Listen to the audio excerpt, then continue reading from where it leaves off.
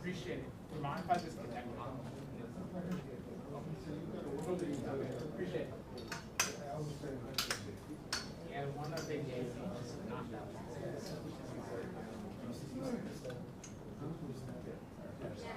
So if you get that 24,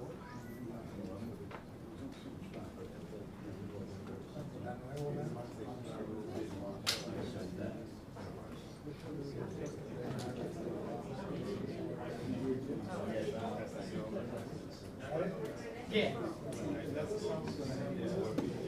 So, yeah, I just got it. So,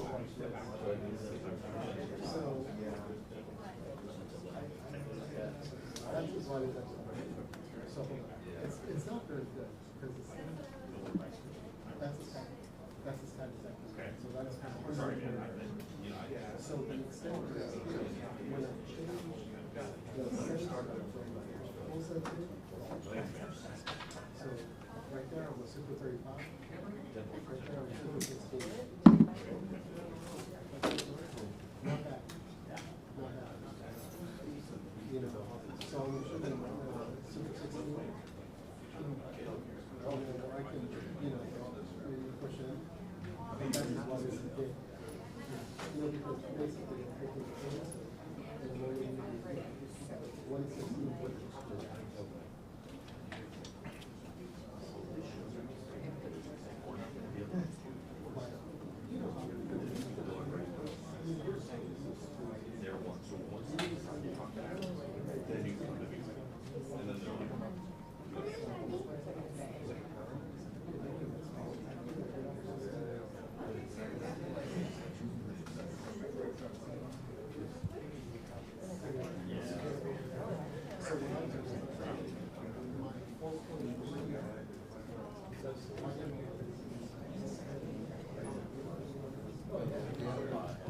This one.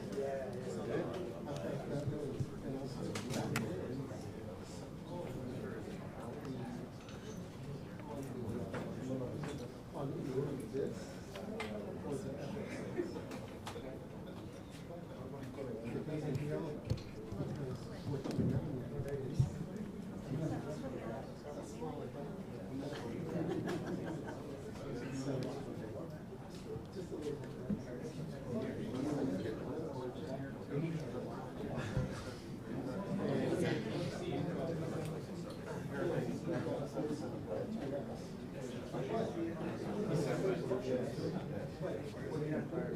Oh, yeah, I'm sorry. Yeah, I'm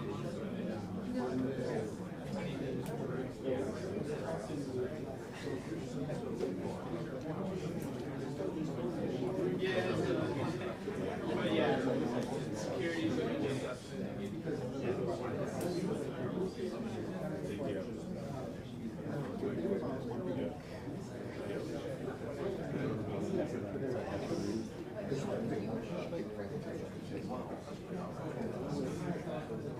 Right now, I'm on the low side.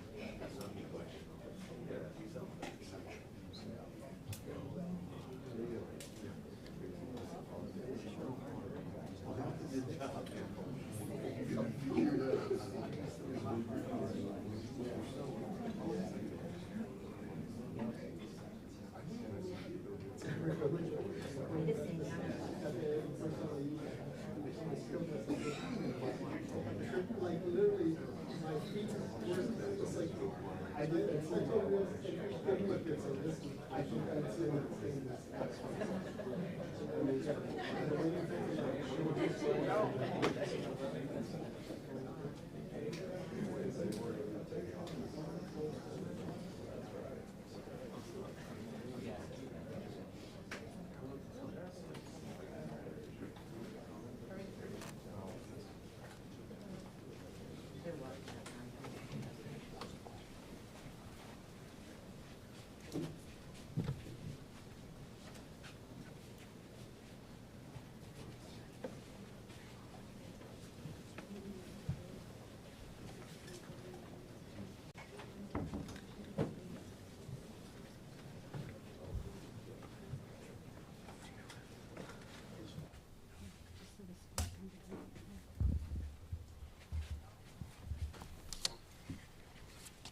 Good afternoon. I'm Catherine Miller. I'm the acting PAO for the U.S. Attorney's Office for the Northern District of Texas, and we welcome you here this afternoon. At the podium today is Nancy Larson, the acting U.S. Attorney for the Northern District of Texas, and she's joined by Joseph Rothrock, the Special Agent in charge of the FBI, Dallas.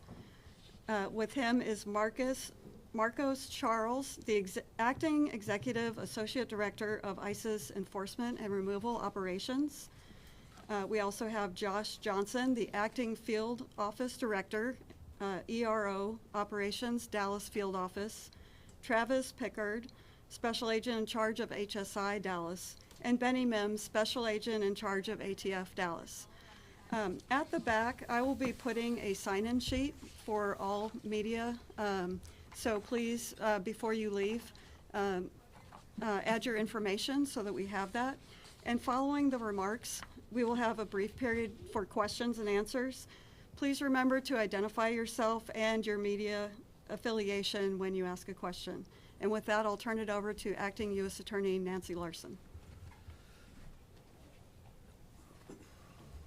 Good afternoon, everyone. Thank you for being here today. This is the third time in my short 4-month tenure as the acting United States Attorney for this district where we have suffered violent attacks and threats at ICE facilities. First, you'll recall July 4th, 2024, the violent attack on the Prairieland facility in Alvarado, Texas. The second occurred on August 25th, 2024, when Bratton Dean Wilkinson, who stands charged by federal complaint, pretended to have a bomb. He showed up at the ICE facility with a backpack and something that looked like a detonator on his wrist and threatened the facility. Third, of course, is yesterday's attack, September 24th, 2025, when the Dallas ICE facility was riddled with gunfire, costing the life of one detainee and injuring 2 other detainees critically. Initially, I want to commend the cooperation of the Dallas Police Department, the Dallas County Sheriff's Office, the FBI, the ATF, ICE, and HSI for their swift and decisive response to this crime. Members of these agencies quickly secured the scene and the evidence and worked tirelessly to determine any continuing threat. Due to their efforts, it did not take long to ascertain the identity of the shooter, who was deceased by a self-inflicted gunshot wound, and that he very likely acted alone. His name is Joshua Jahn, 29, of Fairview, Texas. Let me just review a very brief summary of the timeline of yesterday's attack. We believe at some point around 3 o'clock in the morning that the suspect was seen driving on footage with a large ladder on his car. And we believe that that is what he used to position himself on top of the building. The shooting itself started at approximately 6:30 a.m. After the shooting started, Dallas Police Department arrived en masse, secured the scene. Law enforcement officers found the sniper dead. They found bullets on the rooftop, one of which was labeled with the words anti-ICE. That morning, gunshots sprayed the length of the building, the windows, and law enforcement vans that were in the Sallyport area. Detainees were struck by these bullets. One was killed, 2 were wounded, and both of them are undergoing treatment. Shortly thereafter, the FBI began its meticulous work at the crime scene. At the same time, we obtained and executed multiple search warrants yesterday for devices and locations associated with the sniper. FBI agents executed a search warrant at the sniper's residence yesterday, and there found a collection of notes. First, I want to point out that one of these notes or papers, the sniper explicitly states, "Yes, it was just me." That statement appears to be correct at this point in the investigation. Notably, these loose notes included a game plan of the attack and target areas at the facility. He called the ICE employees people showing up to collect a dirty paycheck. He wrote that he intended to maximize lethality against ICE personnel and to maximize property damage at the facility. He hoped to minimize any collateral damage or injury to the detainees and any other innocent people. It seems that he did not intend to kill the detainees or harm them. It's clear from these notes that he was targeting ICE agents and ICE personnel. The tragic irony for his evil plot here is that it was a detainee who was killed and 2 other detainees that were injured when he fired into the Sallyport. He also hoped his actions would give ICE agents real terror of being gunned down, and he did this to induce constant stress in their lives. He hoped his actions would terrorize ICE employees and interfere with their work, which he called human trafficking. And this, what he did, is the very definition of terrorism. Again, his notes reveal, yes, it was just me and my brain. And he said, good luck with the digital footprint. And of course, we take this to mean that he deleted evidence from his devices. His words were definitively anti-ICE. That said, we did not find evidence of membership in any specific group or entity, nor did he mention any specific government agency other than ICE. Among his papers, though, was a handwritten note in which, in crude words, he expressed his hatred for the federal government. Finally, I want to address the heroism of our federal agents yesterday. While under fire, ICE agents and ATF agents who were also present in the facility's Sallyport area worked together to remove detainees from the vans and get them to safety while the bullets were flying. These agents were heroic, clearly willing to lay down their lives to save the lives of the detainees in their custody. And that's an extremely important point to make at this point in time. I want to express my deepest appreciation for the bravery of these law enforcement officers yesterday and every single day that they go out there to keep us safe. I'll now turn it over to FBI Special Agent in charge of the Dallas Field Office, Joe Rothrock. Thank you.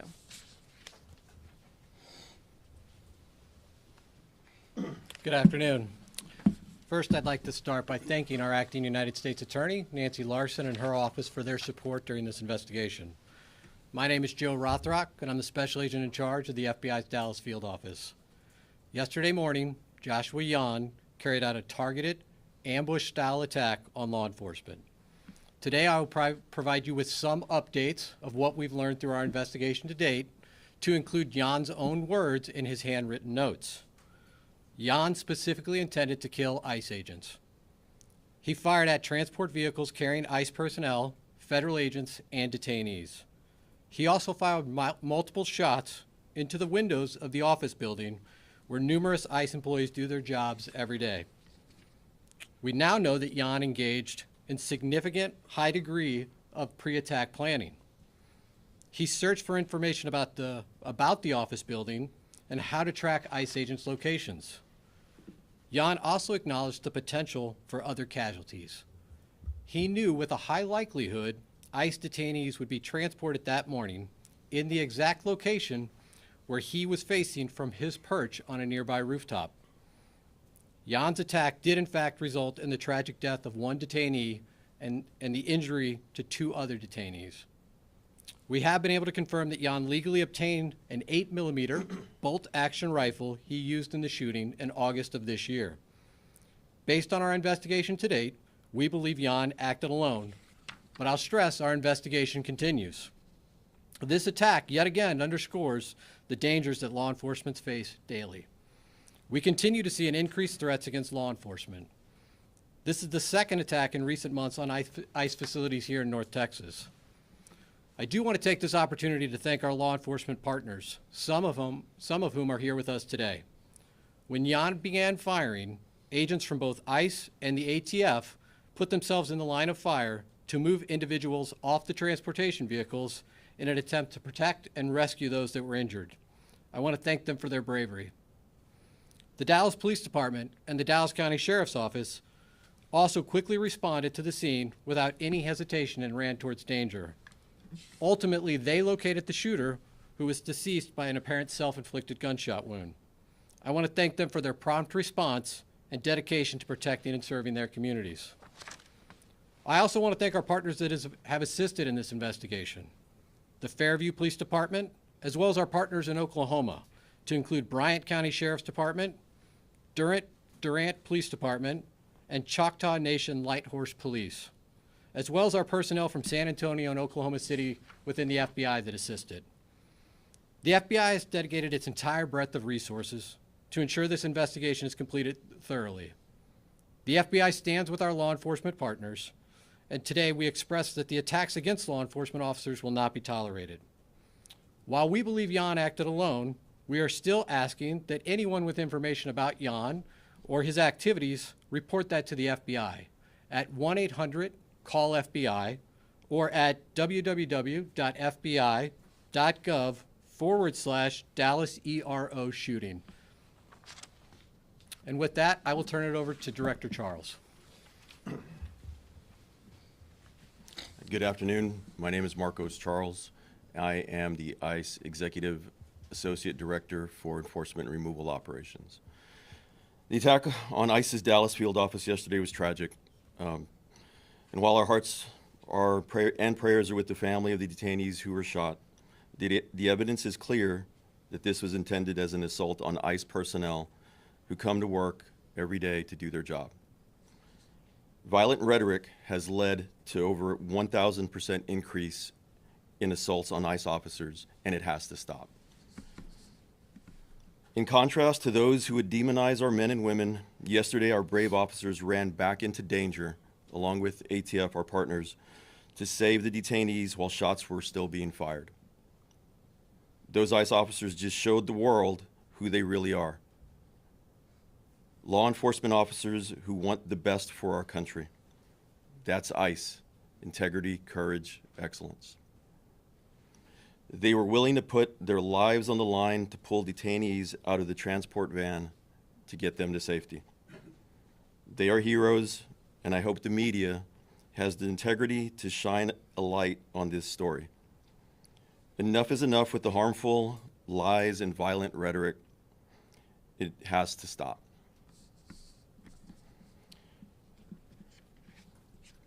The shooter used the ICE tracking apps.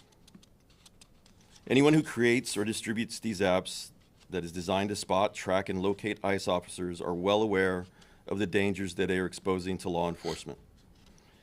It's a casting call to invite bad actors to attack law enforcement officers. It's no different than giving a hitman the location of their intended target, and this is exactly what we saw happen in Dallas yesterday. The media has been amplifying these apps even as we warned them it would only lead to more attacks on law enforcement. We truly wish we didn't have to say, "I told you so," but here we are. ICE continues to prioritize the safety and security of our personnel, detained aliens, and facilities. We will do everything possible to increase security to counter the increased wave of these lethal attacks. Again, we call on those who foment violence and vilify our law enforcement officers to cease the dangerous rhetoric. We also call on law-abiding Americans everywhere to report any suspicious activity. The individual that was out there yesterday shooting at our agents and our officers was trying to take the lives of law enforcement people doing their job. Instead, he killed a detainee and shot 2 others. That is something that's unacceptable. The rhetoric that's out there on social media, the rhetoric that is being said by some community leaders in other states needs to stop. There's been an increase in violence against ICE agents, not only in Texas and Dallas, but across the country in violent protests. Again, I ask everybody, just stop. Thank you. So we're going to open it up to questions now. So if you have a question, we'll direct it to the appropriate person. You're first up. Sean Murphy with the Associated Press. Can you tell an estimate of how many shots were fired and how he was able to get those off so quickly with the bolt action play? Yeah, so how I'll answer that at this point, again, I'll just remind you, this is an ongoing investigation. The ICE facility, the ICE office, really, it is a business office. This is where business is done on a daily basis by our partners at ICE. That is still an active crime scene. We still have personnel out there. As I mentioned earlier in my remarks, we brought in resources from San Antonio, Oklahoma City, obviously our own FBI resources here in Dallas, as well as folks from our lab, because we are going to do a thorough and exhaustive investigation and make sure that we have a full accounting of all the evidence that's at that scene. Again, those efforts are ongoing at this time. I'm going to go here real quick. Thank you. Can you talk to us more about the detainees in the van? Were they transported to Alvarado, Texas, and what happened to them? You're referring to the detainees that were not injured? Correct. Yeah. And maybe you could give us an update on the ones that are injured, identities, nationalities. So I won't be providing any updates at this time on the identities of the detainees that were injured. ICE has a process from notifications to consulate and to next of kin. That process is ongoing, and so we'll defer to our ICE counterparts at some point to determine when it's the right time to release that information. The other detainees remain safe. They are victims as well of this violent crime, and they are people that we are actively interviewing as part of our investigation. Right here to the front. Matt Kyle, Dallas Morning News. Ms. Larson had referenced anti-government, anti-federal government statements that Mr. Jahn had made. Is there any more information y'all can release about what exactly was in those writings? The clearest motivation for this attack are his own words. In his handwritten notes, he says, "I want to cause terror." He doesn't want to just impact the ICE agents and the law enforcement agents that were carrying out that mission yesterday. He wants to impact ICE agents and law enforcement across the country. Again, his words, cause terror for those employees across the country. Look over here. Shannon Miller with NBC DFW. Any indication how long the suspect had been planning this attack?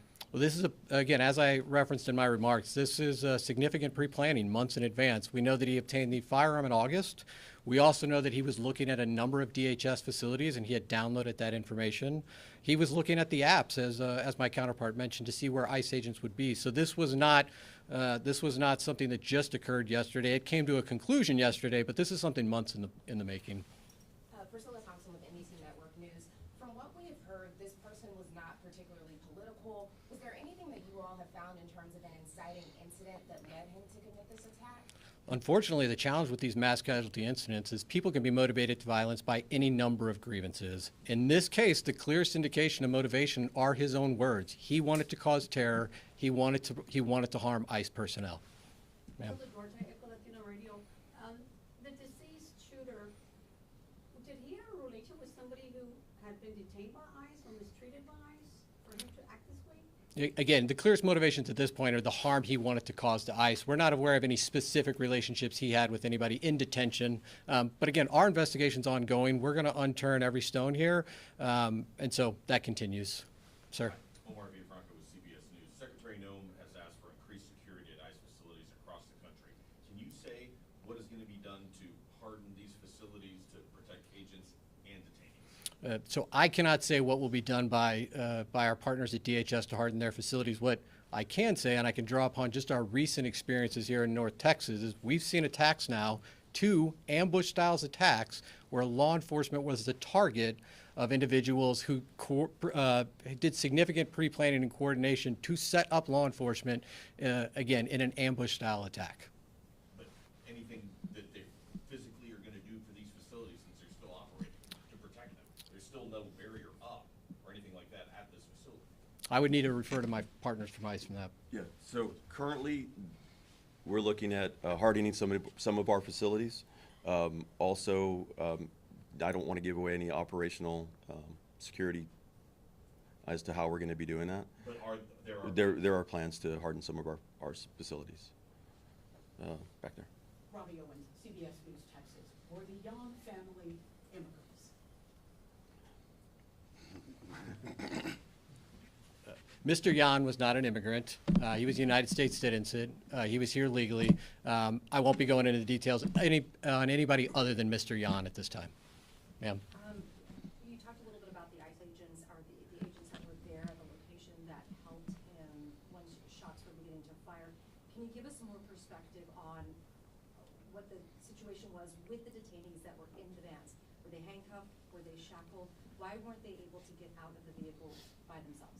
Again, these were individuals that were detained by law enforcement. There were multiple transport vehicles at the facility at that time.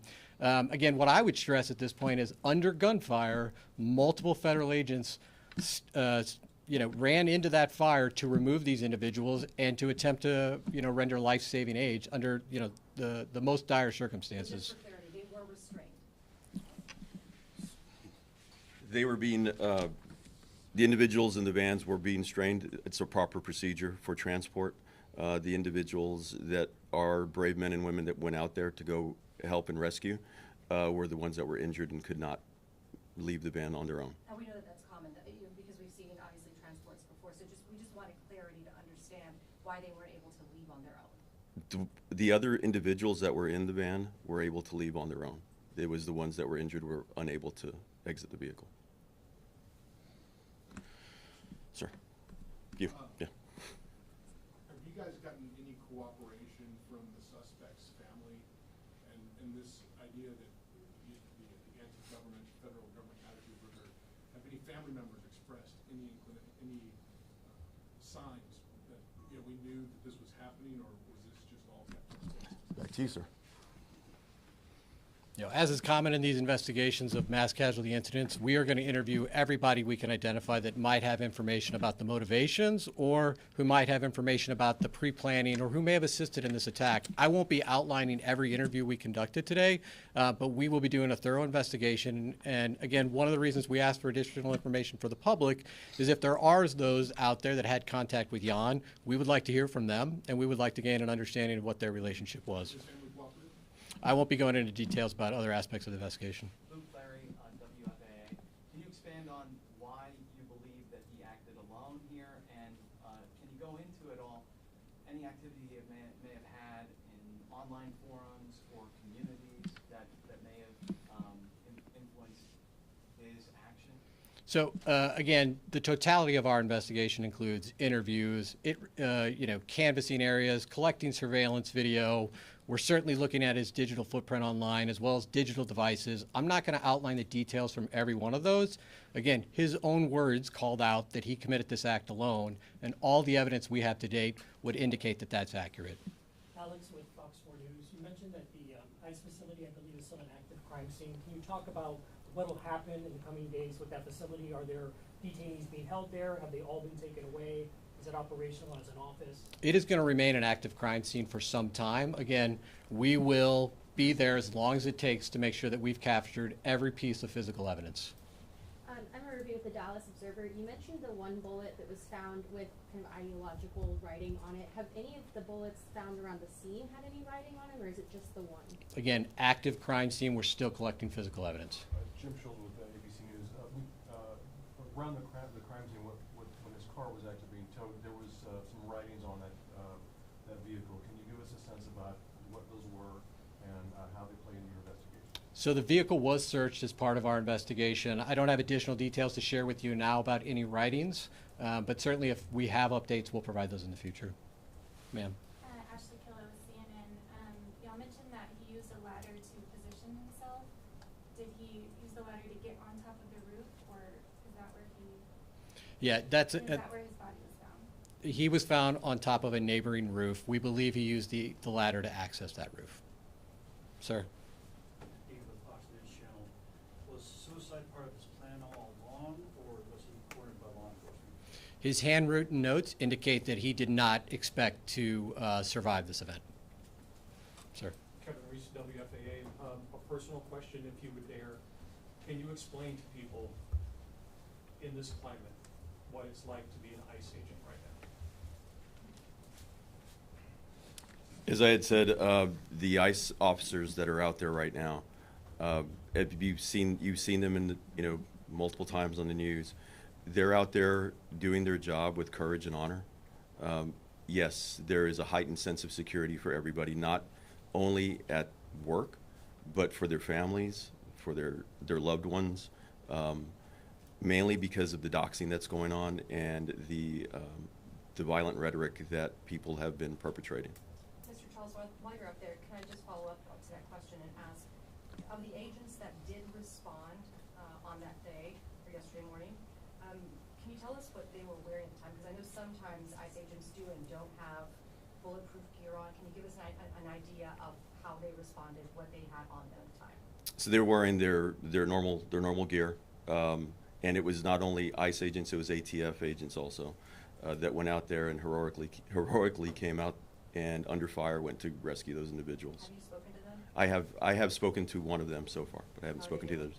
They're doing okay. All right, we have Can you time talk for to one more us question. about the immigration status for those individuals who were injured? What's their immigration status going to, is it going to change?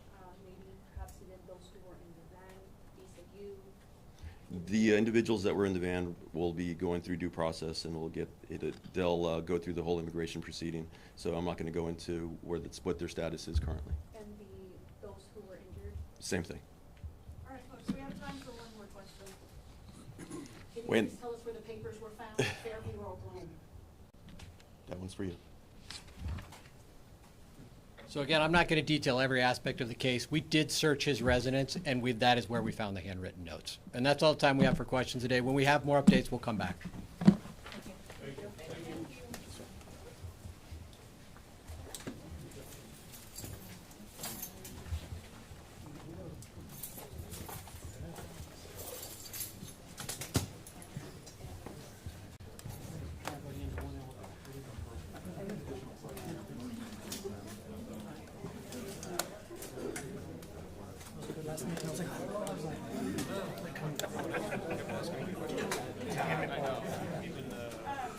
Someone who wants to be early. You said you didn't want to be stressed.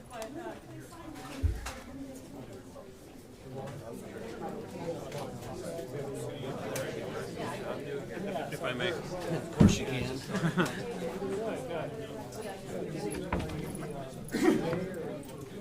If I can write today. A little bit of both, yeah.